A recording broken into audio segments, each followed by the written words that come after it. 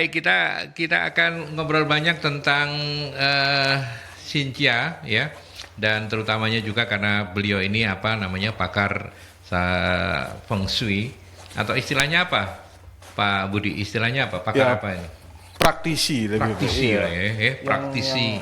yang non-stop belajar metafisika gitu ya. Oke, oke. Timur, baik timur maupun barat. Baik timur maupun barat ya. Iya. Dan menarik untuk kita ajak bicara tentang tahun macan air ya. Non macan air. Tahun ini tahun macan air. Nah, oke, baik. Tapi sebelum kita nanti saya kembali bersama Nila di operator, kemudian ada Mbak Retno juga yang ada di posko, nanti akan membantu saya. Mbak Nila sudah siap dengan pertanyaannya karena beliau ini, Mbak Nila ini yang bantu kita di operator ini, Iya. itu sionya naga.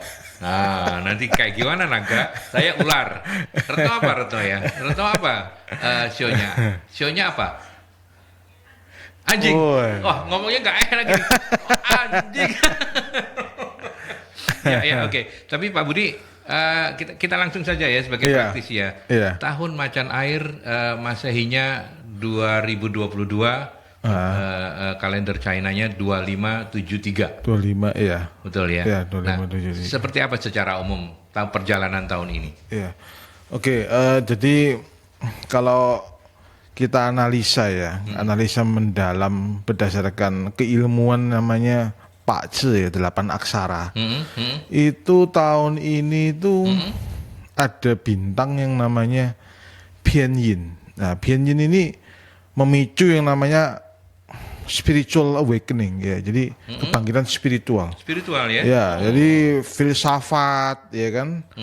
Lalu kemudian ajaran-ajaran yang luhur itu mulai bermunculan lagi ini ya.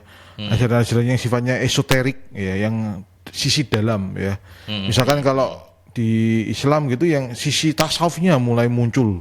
Ya kan? Sisi sufismenya. Jadi kalau di Nasrani itu misalkan ajaran gnostiknya mulai muncul. Ya, kalau di Buddhis itu mungkin aliran Vajrayana itu mulai muncul kembali. Nah, seperti itu. Jadi sisi belahan dalam yang mana itu mengandung persatuan-persatuan makna. Bagus dong ya? Iya, bagus sekali karena juga memicu yang namanya kajian-kajian filsafat, budaya ini akan muncul pesat sekali. Lalu ada yang namanya medical innovations, itu gene therapy ya, lalu cloning, nah, itu Neuralink ya sekarang dikembangkan oleh Elon Musk itu. Jadi nanti untuk membantu pasien yang kena Alzheimer, lumpuh dan sebagainya itu nanti mulai pakai itu, jadi otak nanti ditanami chip segala macam. Jadi sekarang tahun ini akan mulai dipercepat hal-hal seperti itu. Jadi ada bintang Pianyin, tapi juga Pianyin itu efeknya juga akan ada kendala soal pangan karena agak seret karena apa? Mungkin ada bencana, mungkin sifatnya yang terkait dengan air karena kan macan air, jadi debit airnya ini tinggi tahun ini, terutama menjelang akhir tahun. Itu untuk dunia ya, skala dunia. Tapi berbeda dengan Indonesia. Jadi analisanya makro dulu dunia, baru kemudian analisa Indonesia. Nah kemudian diri sendiri. Jadi akan lebih pas gitu. Jadi kalau misalkan dunia lagi hokinya bagus, Indonesia hokinya bagus, saya hokinya bagus. Oh, cari duit gampang. Cari duit. Iya, Itu cari duit gampang. Yang paling ideal gitu. Iya, paling ideal gitu. Tapi nah kombinasi dari itu, kalau dunia jelek, Indonesia bagus, kita jelek. Nah, ini juga problem. Kalau Indonesia bagus, berarti masih ada peluangnya makronya kan. Kalau kita jelek, masih bisa diimprove intinya gitu. Kalau Indonesia jelek, kita jelek. Nah ini juga harus banyak refleksi diri, harus banyak yang dirubah. Artinya tadi dunianya seperti itu. Baik. Iya. Gitu ya. Dunianya baik. Sudah membaik. Sudah membaik dibandingkan 2 tahun yang lalu. Tapi juga nanti menjelang akhir tahun itu banyak kendala dan tantangan yang terkait dengan pangan, bencana terkait dengan air ya, dengan banjir, isu-isu mengenai kelautan itu akan muncul. Karena global warming itu akan sangat di highlight tahun ini, gitu loh. Itu dunia. Jadi kemudian juga muncul yang namanya bintang Pianjai. Pianjai ini memicu yang namanya unconventional bisnis yang tidak konvensional, yang pengen cepat, yang kadang-kala tricky. Nah ini lagi difokuskan tahun ini. Jadi cryptocurrency. Iya. Metaverse, dunia metaverse di mana orang katanya nanti bikin baju aja bisa kaya raya nanti bila memasuki dunia metaverse itu. Atau berinvestasi di bidang real estate di metaverse itu. Nah, tahun ini akan sangat kelihatan.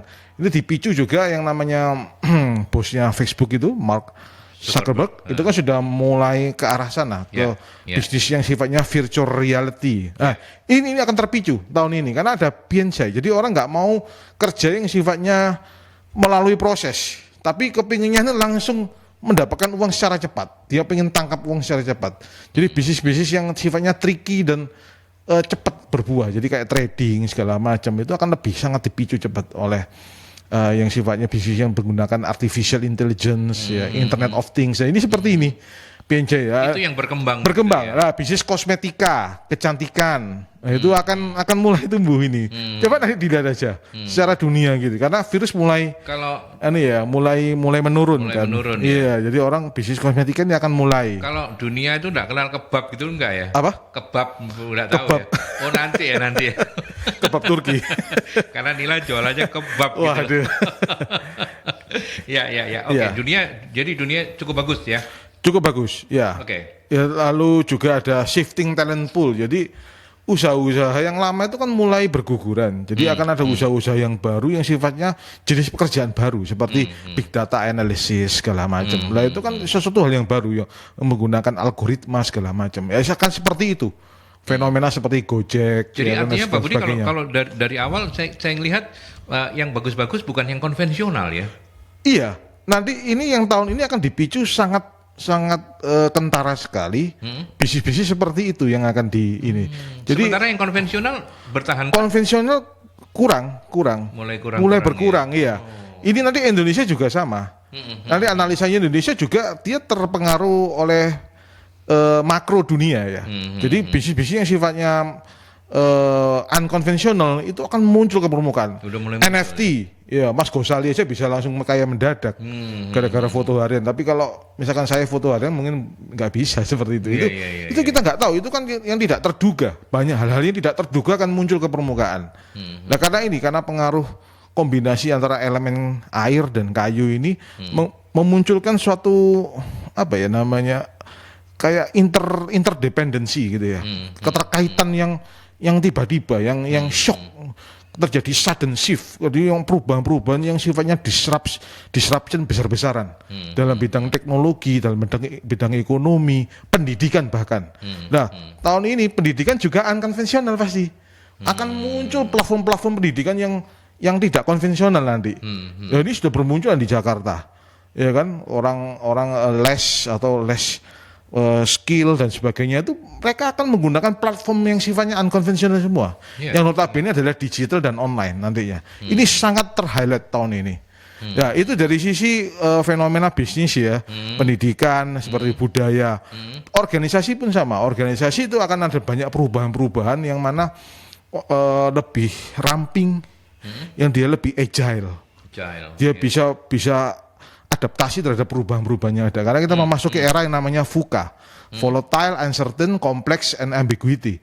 Nah, era VUCA ini orang dituntut menjadi resilient dan sangat agile gitu ya. Jadi supaya organisasi perusahaan ini bisa sustain ke depannya, bisa berlanjut lama. Dia harus ramping dan punya manajemen yang tangguh, yang bisa adaptif terhadap perubahan-perubahan. Karena perubahan-perubahan ini semakin cepat nantinya. Karena kalau dalam hexagram kitab I Ching, kitab perubahan dalam agama Konghucu kuno ini tahun ini adalah tahun di mana energi bumi itu mengalami percepatan yang luar biasa dibandingkan sebelumnya.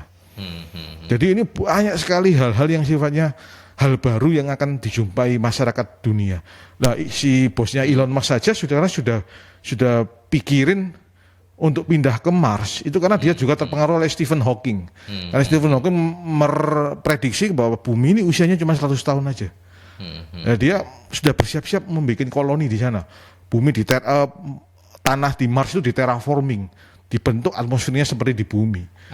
Artinya sekarang mungkin kita melihat bahwa ini masih kayaknya nggak masuk akal ini, tapi Iya, nggak masuk akal. bukan tidak mungkin ya. Bukan tidak mungkin, karena sekarang SpaceX itu luar biasa, perkembangannya luar biasa. Dan sekarang Tesla segala macam itu dia sudah electric vehicle itu sudah luar biasa juga, ya kan?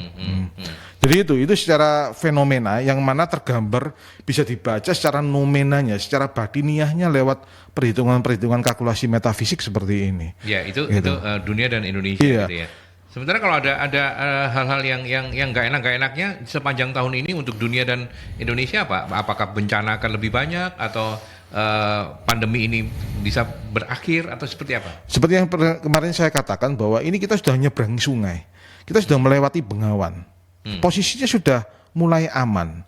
Tapi nanti menjelang menuju tengah tahun sampai akhir tahun itu akan banyak kendala dunia ya kita bicara ya. Nah, menjelang tengah tahun sampai akhir tahun. Iya, tengah tahun. Karena itu di sini dikatakan ya, karena nubuatan dalam agama Konghucu yang juga terkait dengan I Ching. Jadi ini terkait agama Konghucu, Ru itu juga ada ramalan sifatnya prediktif menggunakan algoritma alam, algoritma ilahi, I Ching itu menggunakan sistem binari dan segala macam.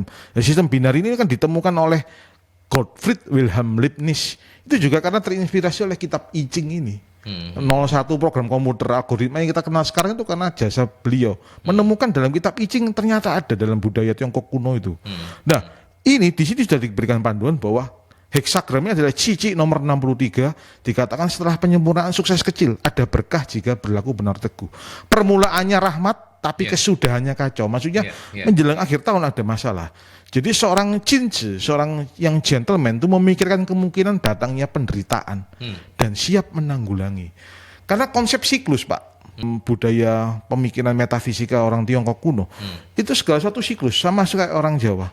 Itu cokro manggilingan. Gitu ya? Cokro manggilingan, betul. Jadi kalau ini energi rezeki atau energi bumi sudah memuncak, dia akan menurun. Jadi kita diminta untuk siap-siap tahun ini. Kita di posisi mana ini? Kita di posisi atas ini. Atas mau turun. Mau turun ini. Gitu, mau turun. Mau panen raya sebenarnya. Mau panen raya. Nanti sekitar 2025 ke atas 26 itu mulai nanti panen raya, terutama Indonesia. Lah Indonesia ini siklusnya tengah-tengah karena dia dalam getaran angka 14. Jadi dia perubahan cepat. Lah tahun kemarin Indonesia susah payah sebenarnya. Susah payah sebenarnya. Dia suffer banget. Oke, artinya sampai 25 26 kita masih oke ya. Masih oke. Iya. Setelah 26 hati-hati. Itu nanti memulai siklus baru, Pak. Seperti siklus tanam. Enggak kebaca itu Pak Budi ya? Kebaca semua. Sudah kebaca ya? Artinya siklus barunya itu sama seperti siklus baru, semuanya serba harus dimulai dari bawah. Dimulai dari bawah lagi. Jadi semuanya mengikuti hukum siklus dan hukum polaritas kan. Oke. Gitu. Jadi Indonesia yang tengah-tengah untuk menuju naik, menuju jaya. Coba dilihat lagi nanti 2 tahun 3 tahun belakangan Indonesia akan jaya raya.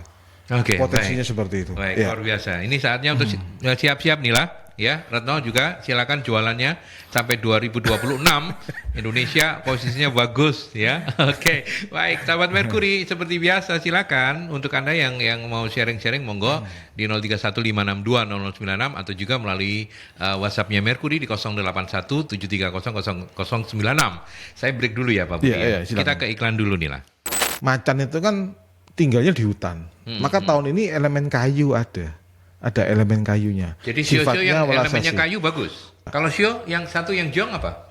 Yang jong ya itu monyet itu yang paling keras. Oh monyet. Monyet yang paling keras. Karena monyet itu kan sifat elemennya